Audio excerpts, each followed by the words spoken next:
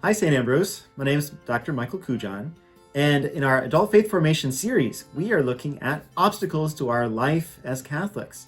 We want to be disciples of Christ, and so we want to meet head-on these challenges in our lives that God gives us the grace to overcome.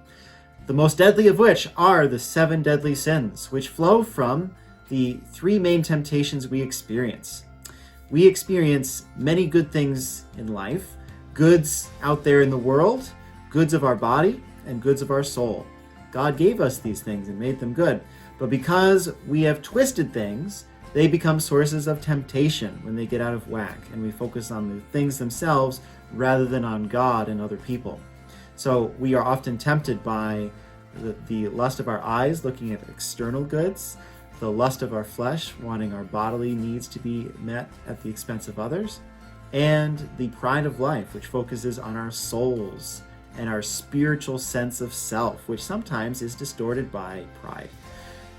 These 3 temptations give rise to the 7 deadly sins at the root of all of our sinful tendencies and behaviors.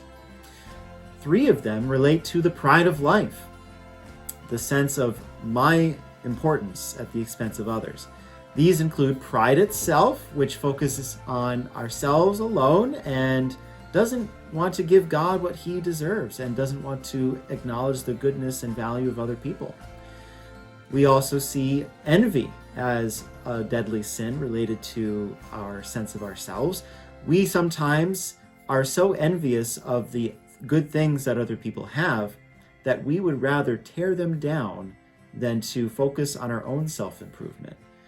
And this is going to lead us into a lot of negativity in our relationships. There's also anger, which Jesus notes sort of is what gives rise to things like murder. But even before you get to that point, if you are angry with someone for the wrong they have done, then you can try to be overambitious in retribution. You can focus so much on trying to meet an eye for an eye, a tooth for a tooth, and even going beyond that it becomes unfair, and your life is so wrapped around getting back at other people that there's no room for forgiveness and love and charity and relationship and mercy. One of the 7 deadly sins, greed, relates to the lust of the eyes. When we see external goods out there in the world that we would like to appropriate for ourselves and collect and gather and hoard, this focuses on worldly goods rather than the things of God, which endure beyond this life.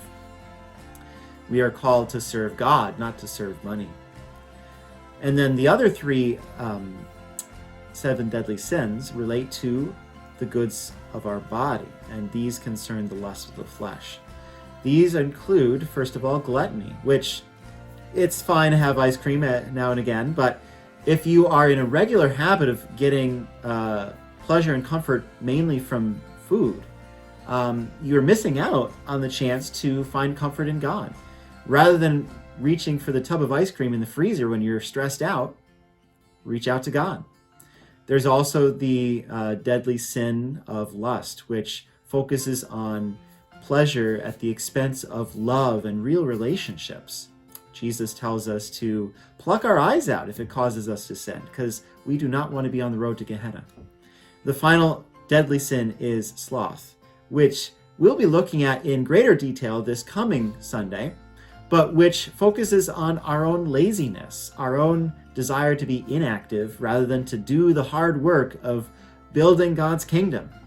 Sometimes we're just wanting to be lazy and watch Netflix. Other times we're lazy in our prayer lives. We're going to focus, especially next week, on the spiritual laziness that we all are tempted by and fall into. So if you can, join us next time for our discussion of sloth and its spiritual form known as acedia.